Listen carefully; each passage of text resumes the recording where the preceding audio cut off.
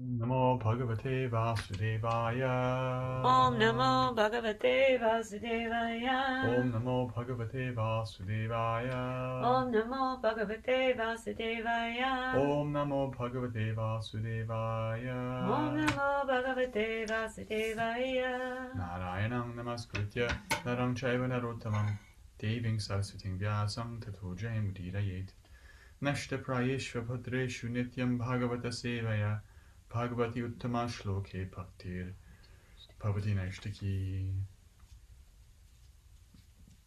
Continuing the Srimad Bhagavatam, Canto 1, Chapter 8, Text 32. 1.8.32. Kechit ahud ajang jatam purne shlokasya kirtaye yadav priyasyan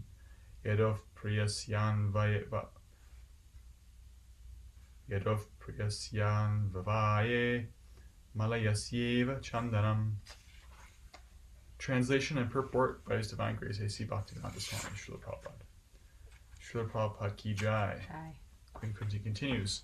Some say that the unborn is born for the glorification of pious kings, and others say that he is born to please King Yadu, one of your dearest devotees. You appear in his family as sandalwood appears in the Malaya hills.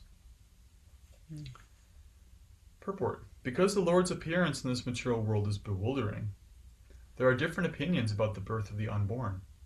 In the Bhagavad Gita, the Lord says that he takes his birth in the material world, although he is the Lord of all creations and he is unborn. So there cannot be any denial of the birth of the unborn because he himself establishes the truth. But still there are different opinions as to why he takes his birth. That is also declared in the Bhagavad Gita. He appears by his own internal potency to re-establish the principles of religion and to protect the pious and to annihilate the impious. That is the mission of the appearance of the unborn. Still it is said that the Lord is there to glorify the pious King Yudhishthira. Lord Sri Krishna certainly wanted to establish the kingdom of the Pandavas for the good of all in the world. When there is a pious king ruling over the world, the people are happy. When the ruler is impious, the people are unhappy. In the age of Kali, in most cases, the rulers are impious, and therefore the citizens are also continuously unhappy. But in the case of democracy, the impious citizens themselves elect their representative to rule over them, and therefore they cannot blame anyone for their unhappiness. Maharaj Nala was also celebrated as a great pious king, but he had no connection with Lord Krishna. Therefore Maharaj Yudhishthira is meant here to be glorified by Lord Krishna. The Lord had already glorified King Yadu, having taken birth in his family. Although he is known as Yadava, Yaduvira, Yadunandana, etc., he is always independent of such obligation. He is just like the sandalwood that grows in the Malaya hills. Trees can grow anywhere and everywhere, yet, because the sandalwood trees grow mostly in the area of the Malaya hills, the name sandalwood and the Malaya hills are interrelated. Therefore, the conclusion is that the Lord is ever unborn like the sun, and yet he appears as the sun rises on the eastern horizon. As the sun is never the sun of the eastern horizon, so the Lord is no one's son, but he is the Father of everything that be. Jai. Srimad Bhagavatam Ki Jai. Om Jnanatimirandhasya Jnananjana Shalakaya Chakshur Unmilitam Yena Tasmai Shri Gurave Namaha. Namo Vishnu Padaya Krishna Priyashaya Bhutale Srimate Bhaktivedanta Swamin Iti Namine. Namaste Saraswate Deve Gauravani Pracharane Nirvishesha Shunyavadi Paschati Deshatarane Vancha Kalpatarupyascha Kripasindhupya Evacha Patitanam Bhavanebhyo Vaishnavebhyo Namo Namaha. Jaya Shri Krishna Chaitanya Prabhu Nityananda Shri Advaita Gadadhara Shri Vasari Gaura Bhaktivinoda. Hare Krishna, Krishna Krishna, Hare Hare, Hare Rama, Rama Rama, Hare Hare. Hare Krishna. So, Kunti has established the contradictory nature of Krishna. And now, she's talking about the reasons for his appearance and some people's ideas for those reasons. She'll go on the next verse, next 3 verses. Different ideas why Krishna appears. And so, in this purport, Srila Prabhupada focuses on a couple of things.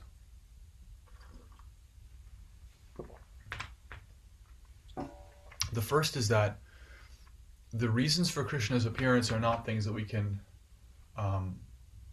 figure out on our own. We actually have to hear from him. It's actually a deep thing, because we're talking about his will, right? And I imagine, like, if someone said to you, I am one with the will of the Lord. I understand the will of the Lord. Like, it's a very deep thing. We should understand that that's a very profoundly high claim to make. And actually, we are making it. That there are people who are, to some extent, aware of the will of the Lord. But we're not making it cheaply. And we should be careful we're not making it cheaply for ourselves. That, oh yeah, I know what Krishna wants. We can ascertain what he wants through Guru, Sadhu, and Shastra. This is the tripod. This is how you understand what Krishna wants. And even then, we don't understand perfectly without deep realization. Guru, Sadhu, Shastra means we have a personal guide. Somebody who we're taking shelter of. And we can have more than one guru, although we only ever have one initiating guru. We can have several instructing spiritual masters, and their conduct, their own realization is fortified by Guru, Sadhu, and Shastra. They themselves are taking shelter of Guru. Sadhu means someone who is also completely taking shelter of Krishna. They may or may not even be on the planet anymore. They are considered a great devotee. And although they're not our guru in a formal sense, they're also an authority. So like, we're reading these books and we're taking shelter of the writings of Srila Prabhupada. He is to be considered a Shiksha Guru. And Srila Prabhupada is also drawing on so many acharyas. Vishwanath Chakravarti Thakur, Bhaktivinoda Thakur, Jiva Goswami, Sanatana Goswami. And they're also to be considered sadhus. And we have sadhus also here, great devotees who are taking shelter of their guru and of Shastra. Shastra is actually the unchanging limb. Like, the guru may leave the planet, and guru and sadhu may have to deliberate, but we don't change the principles of Shastra. So then Guru and Sadhu's qualification is also based on that they're following Shastra, the scripture. So in this way, we triangulate what the truth is, and we try to understand what Krishna's reasons are and what his will is in different situations. Of course, even great devotees like Srila Prabhupada pause, reflect, are very careful, pray, meditate, and also just like are ready to change and move. And it's like, okay, this isn't working. Maybe this is not what Krishna's will is right now. So when it comes to his appearance, Krishna actually has spoken about this. Prabhupada is paraphrased in the purport. He speaks about it in Bhagavad Gita. Yada yada hi dharmasya glanir bhavati bharata abhyuttanam adharmasya tadatmanam srujami aham. Aham, I manifest. When? Why? Whenever and wherever there is a rise of adharma, irreligion. Adharma, irreligion, means that which doesn't actually, that which is unnatural. One of the translations of dharma, one of the real deeper meanings of dharma is what the essential nature of something. That which is not essential, that which is not natural, and which rises, which gets in the way. In fact, I remember studying the word for word of that verse with a friend of mine who's a Sanskritist, and we looked at the word for word. Yada yada hi dharmasya glanir. Glani means like probably translated as a deterioration of dharma. So whenever there's a rise of irreligion and a decay or a deterioration of religion or our natural connection with the Lord, glani also means fatigue. It means fatigue. My friend John Bhavan Prabhu came to Denver. We studied like the first 12 verses of the 4 chapters, super in depth, word for word, each Sanskrit, breaking it down, each Sanskrit word. I remember that glani means fatigue. So like when the idea of like spirituality is exhausted, people are tired of it, or it becomes deteriorated.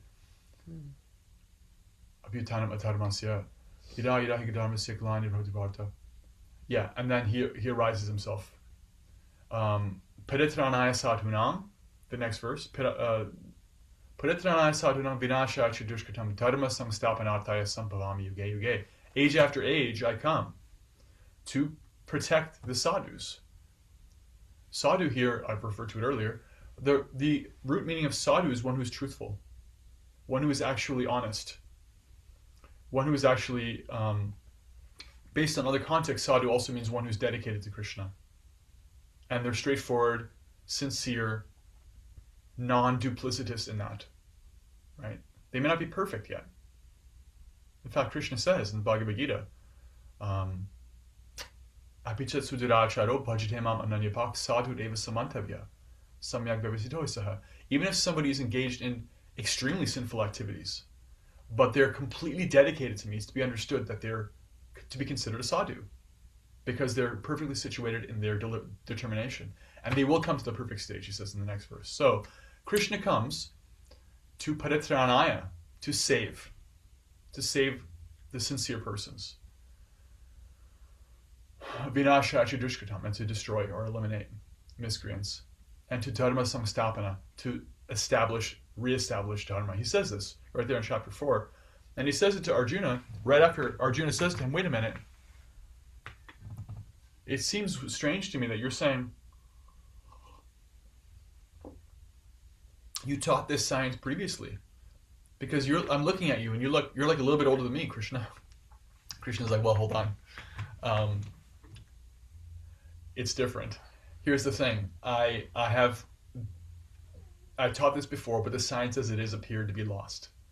Right? Beginning of 4th chapter of Bhagavad Gita. This whole stretch of verses deals with this whole phenomenon. Because anything perfect and true in the world can deteriorate. Even the spiritual science. The science doesn't change. Our relationship with Krishna doesn't change. The Shastra doesn't change, although we may actually change it. That's on us. But Krishna's name doesn't change. Who we are doesn't change. But our interpretation of it can change.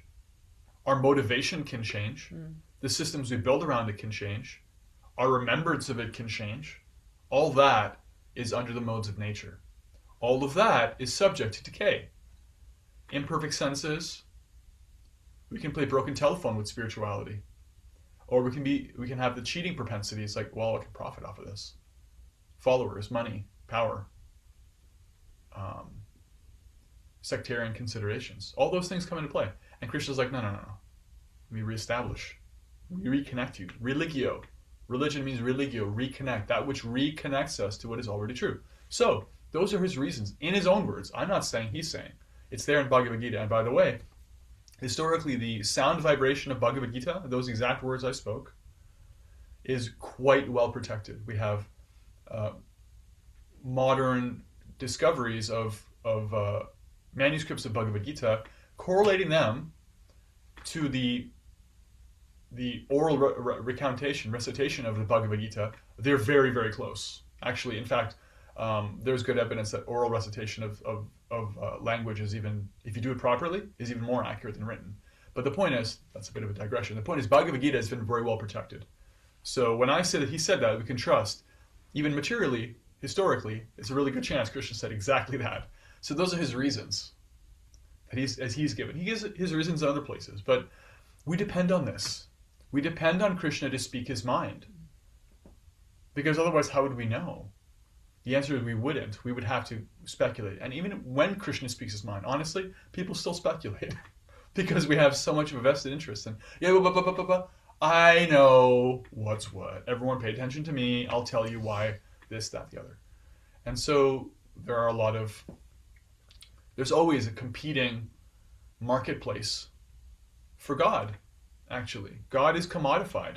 Krishna is commodified. His word, his will is commodified. That's practically what modern religion is. It's like, come here, we'll save you. We have the market cornered on God's will. You'll be the chosen people, you'll be saved. Honestly, there are people in this own tradition who view Vaishnavism, Lord Chaitanya's movement, in the same way. This is a way you can view spirituality. But my takeaway from this, at least this point, and hopefully I'll have time to get to other points in the purport, is that we have the responsibility ourselves. Every individual person cannot sign away their responsibility to an institution. You cannot give your responsibility away, even to your guru. You have an innate individual responsibility to verify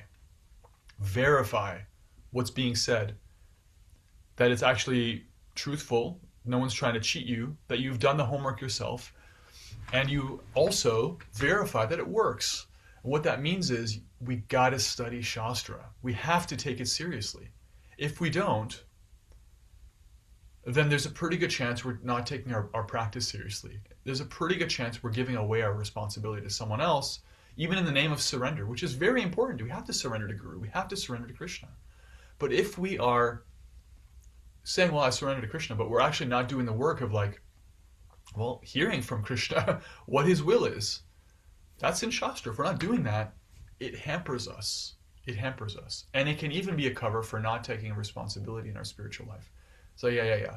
ISKCON's got me. Prabhupada's got me. Gurudev's got me. The Holy Name's got me. That's great. But they're also asking you to be attentive. They're asking you to be intelligent. They're asking you to be wise. And be able to come to the point of being convinced and helping others to become convinced. And it's very difficult to do that without taking proper shelter of Guru, Sadhu, and Shastra. So that's one point. In other words, to understand Krishna's desire is a very deep thing. We don't take it cheaply, and we take very, very careful shelter of the Shastra to understand it. And we're also very protective of Shastra. We would see Srila Prabhupada and the Acharyas in general are very, very straightforward and cutting when people come and speak about Bhagavad Gita and they misrepresent it, which happens. It happens a disturbing amount of the time, even still. It happens. They would cut, no, this is not true. Krishna doesn't say that. Krishna is a person. He establishes that, chapter 17, verses 22 to 24. He establishes he's a person. He's not impersonal. We have to know these things. We have to see what Prabhupada's mood is on these things. That no, you don't, because if you change, as soon as you change the fundamental philosophy, then you get dharma glani, then you get deterioration of dharma. Then Krishna's got to come and fix our messes again. So that's one point. Another point is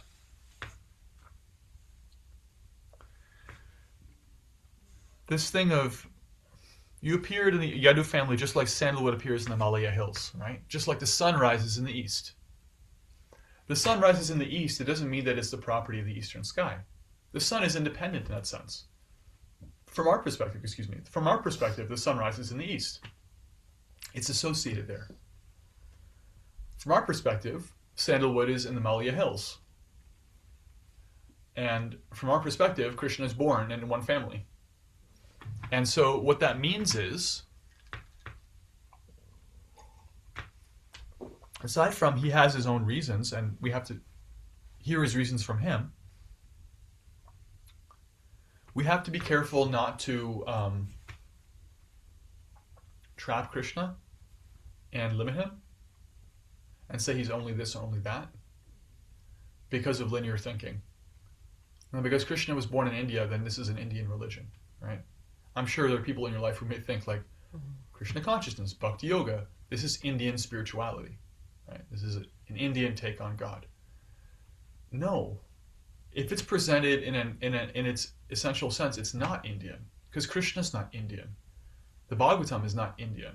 Bhakti Yoga is not Indian. Our relationship with Krishna is not Indian. It's not American. It's not English. It's not British. It's not Japanese.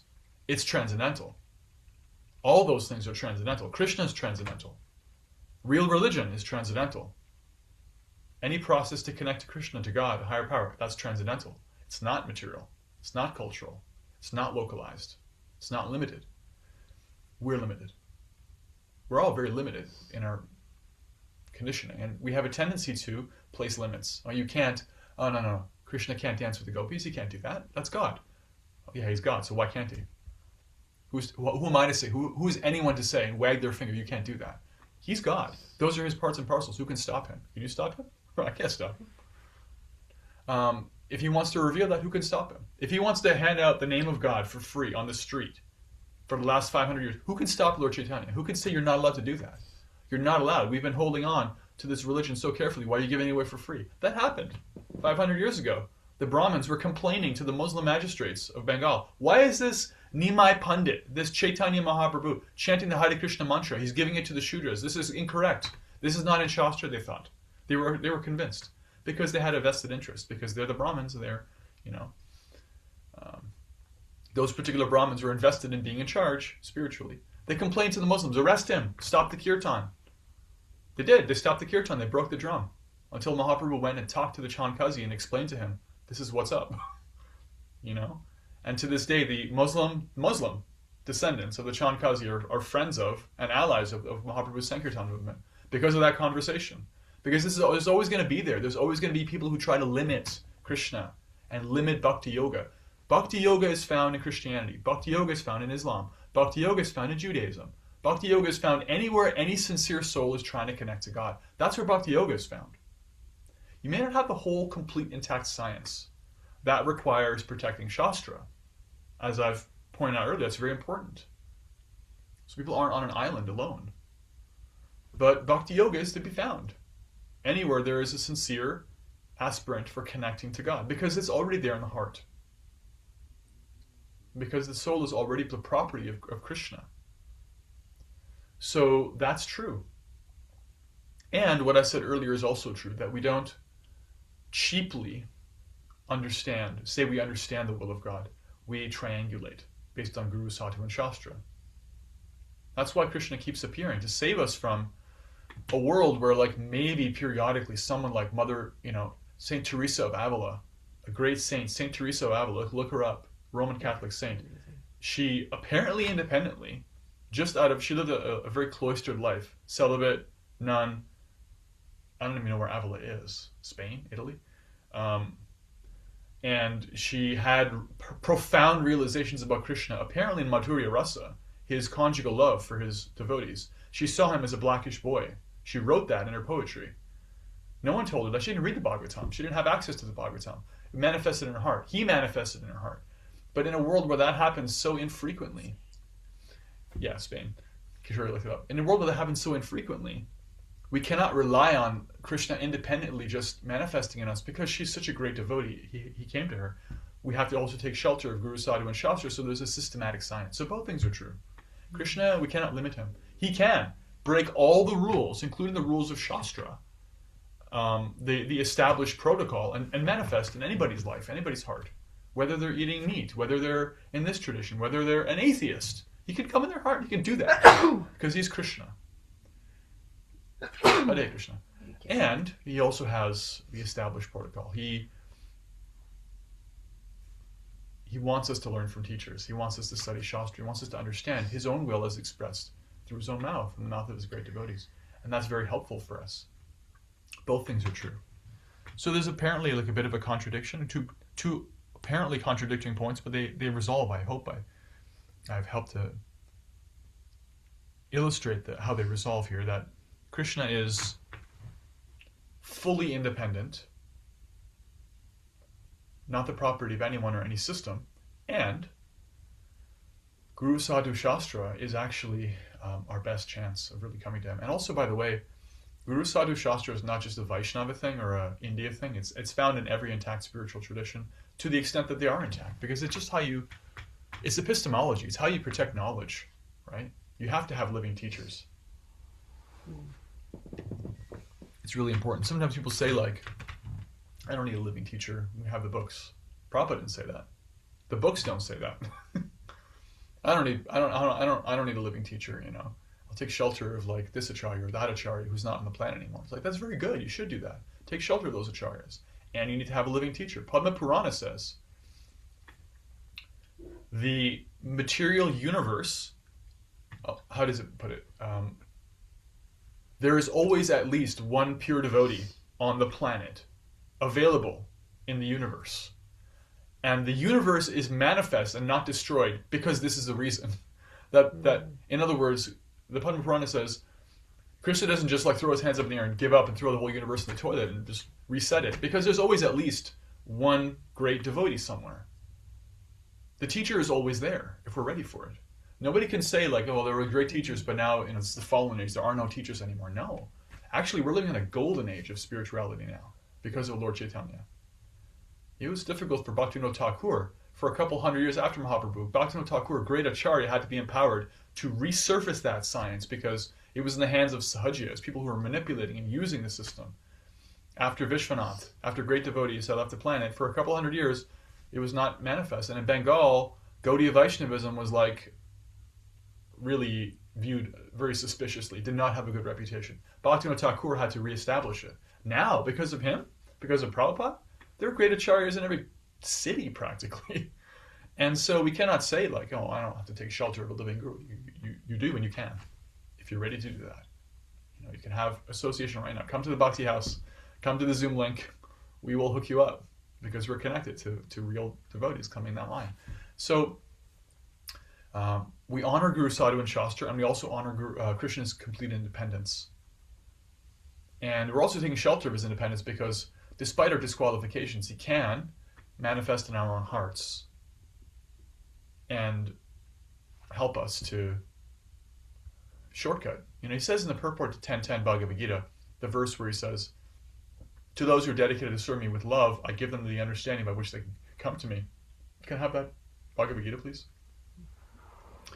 In the purport there, Srila Prabhupada talks about this principle, that if one is not intelligent enough to understand properly from their association, if one is in some good association but they can't understand, but they're sincere, rather than paraphrasing, take my own advice and look at what he actually says here. 10.10.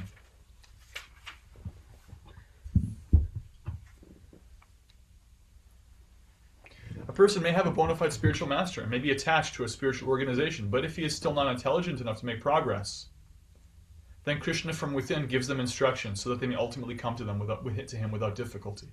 The qualification is that a person is always engaged themselves in Krishna consciousness, and with love and devotion render all kinds of service. They should perform some sort of work for Krishna, and that work should be done with love. If a devotee is not intelligent enough to make progress on the path of self-realization, but is sincere and devoted to the activities of devotional service, the Lord gives them a chance to make progress and ultimately attain to him.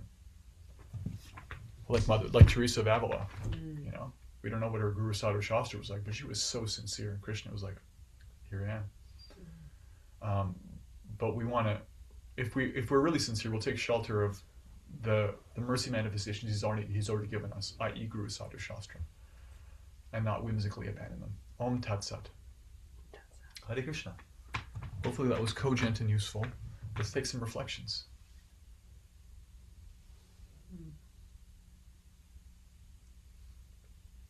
We got a cozy crew today. Oh, Hare Krishna, you've got me. Thank you so much for class, as always, and thank you so much for maintaining this beautiful sadhana. I was thinking about how important, you know, you stress this quite a bit, and how important it is that we really make sure we expose ourselves to multiple different avenues until we come to a place where we can land in a truth that makes sense. That that if I just listen to one, I mean, there's so many examples of people being duped by, you know, false idols and gurus, quote gurus, who you know, then take advantage and whatever.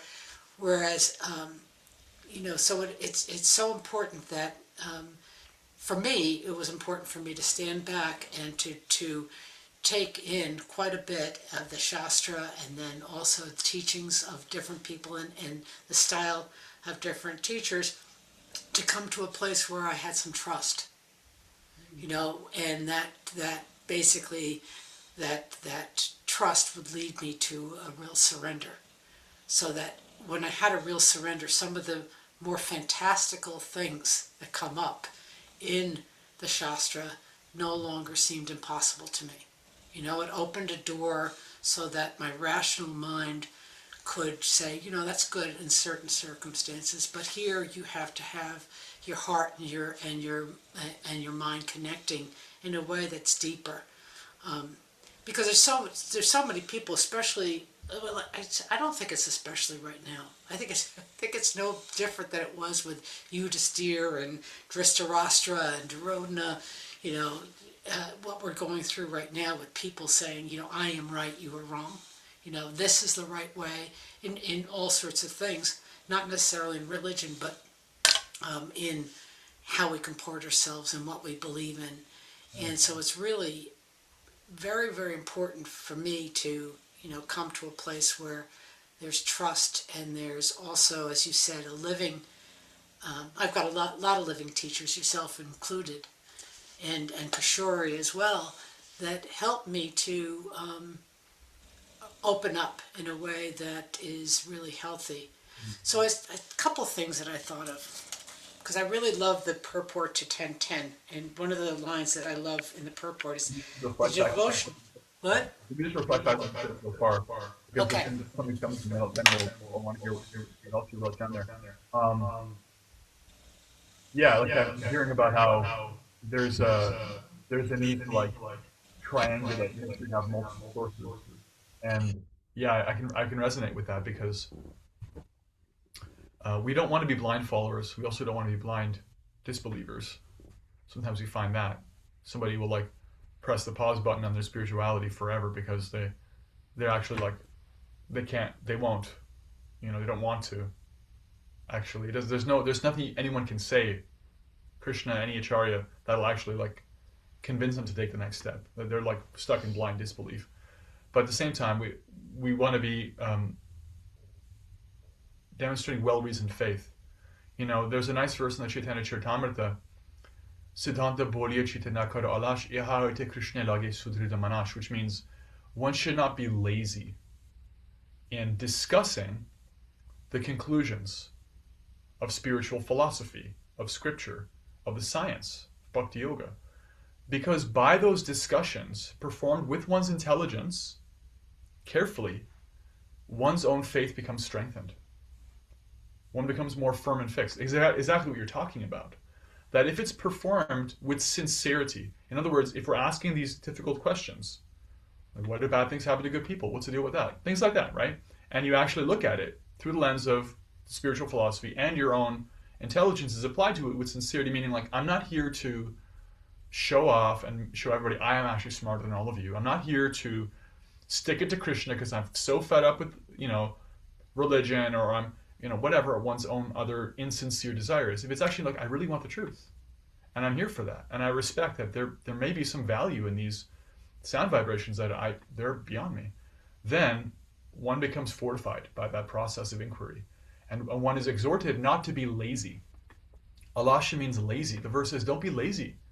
That's what I was saying earlier. We have to read these things and think critically about them, and we have to hear from multiple sources till we find authorized sources. And in this movement there are several, and even in this movement we want to hear from multiple authorized sources. Sometimes an issue is so complicated and contextual that it's like, okay, well, what does this acharya say? What does that acharya say? It's like, we think deeply and critically about it. That's a very authorized process. That's not a function of like weak faith. That's a function of like careful, intelligent wisdom.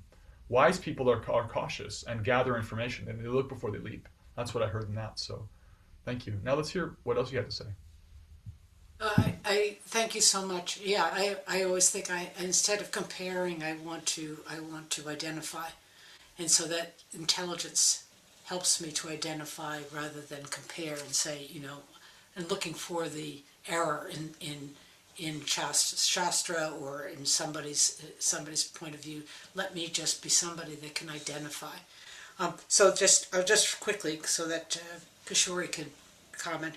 But in the purport in 10:10 says the devotional service is just like a seed, and if it is sown in the heart of the living entity, and if he goes on hearing and chanting Hare Krishna, Krishna Krishna, Hare Hare, Hare Rama, Rama Rama, Hare Hare, that seed fructifies just as the seed of a tree fructifies with regular watering.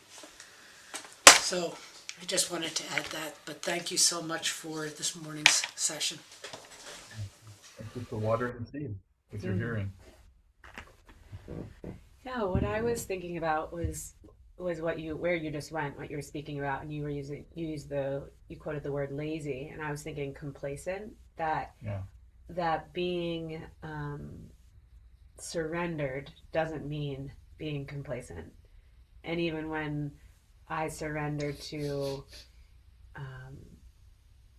my guru, right, our guru and living teachers, it doesn't mean that I also don't continue to think critically. And I really appreciate how you were speaking about the trifecta and guru, sadhu, and shastra, and how it's our responsibility to continue to study and to learn and to ask questions and not simply take everything at face value in either blind faith or blind doubt, right? Yeah. And that it's actually can be a sign of complacency to just say, well, I'm surrendered to guru, so I'm just gonna, even though I'm not, something feels off about that for me, but I'm just not going to say anything, or I'm not going to explore that myself and ask a question.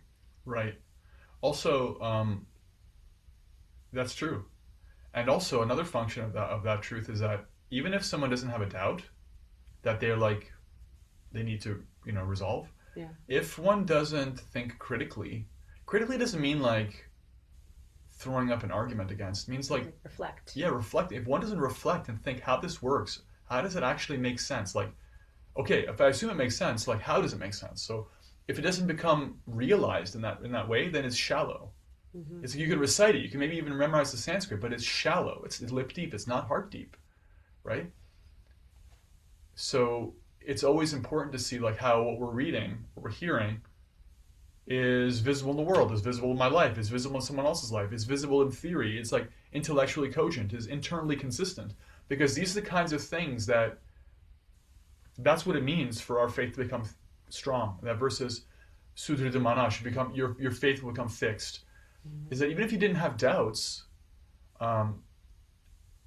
if someone says to you why this, why that, you could be, oh, this is why. You actually have an intelligent answer. Mm-hmm. And this is something that's been lacking in spiritual traditions for so long because of Kali Yuga. The influence of Kali Yuga is that you have blind leaders and blind followers, and eventually someone's like, I've had it with this. You guys don't know who God is. You don't know anything. You can't answer any of my questions. I'm done. There is no God. They give up. We don't want to be like that. Right. We don't want for ourselves or for anyone else. We also have to be convinced, and we also have to become convinced enough to help other people who are stuck in the mire of doubt and lack of trust and fear of spirituality. It's no, you can trust Krishna. Here's why you can trust Krishna. Not just because it works for me and I feel like it's working. Yes, that's true. That's one part of it. And here's why it makes sense.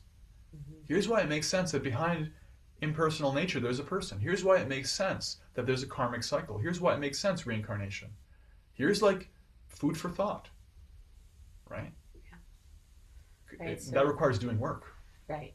So it's not only studying, but it's so incredibly important to reflect on what you're learning or what you hear, why we have a WhatsApp group in the Shastra, to actually churn those reflections, because that's how we get from jnana to vijnana, to knowledge to wisdom.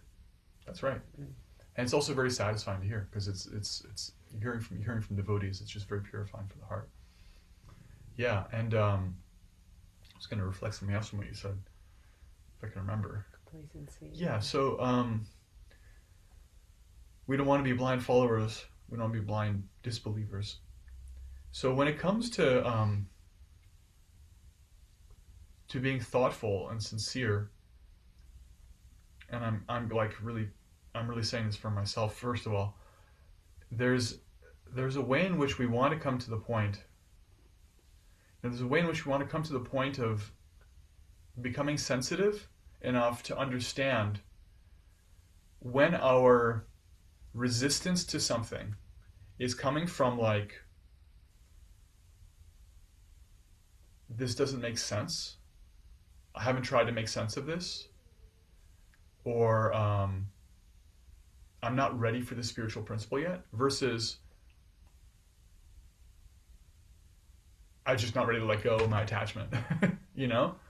That like egoistic way of like, don't take this away from me. I'm not ready for this to be true yet. Right? Because if it's true, it's inconvenient or whatever. And there's a feeling to that. There's a feeling to that. And in my experience, you learn what that feeling is by holding on tight to your attachments and Krishna eventually like helping you let go. Then you realize, oh yeah, that's what it felt like to be holding on to something that was not good for me. That was false. It didn't have to be true. It was only true because I believed it was true. And here's what it feels like to actually hold on to something that's true. And here's what it feels like to like, I'm not really ready for that principle yet. Like I'm not really there. I need to study more. I need to like chant more. That feels different. And one is like, okay, a wise guru will not like and give you an instruction you're not ready to follow yet. But also a wise guru will not hold you back from a step that you're ready to take, but you don't believe you're ready to take yet. They will push you out of that nest because you're ready to fly.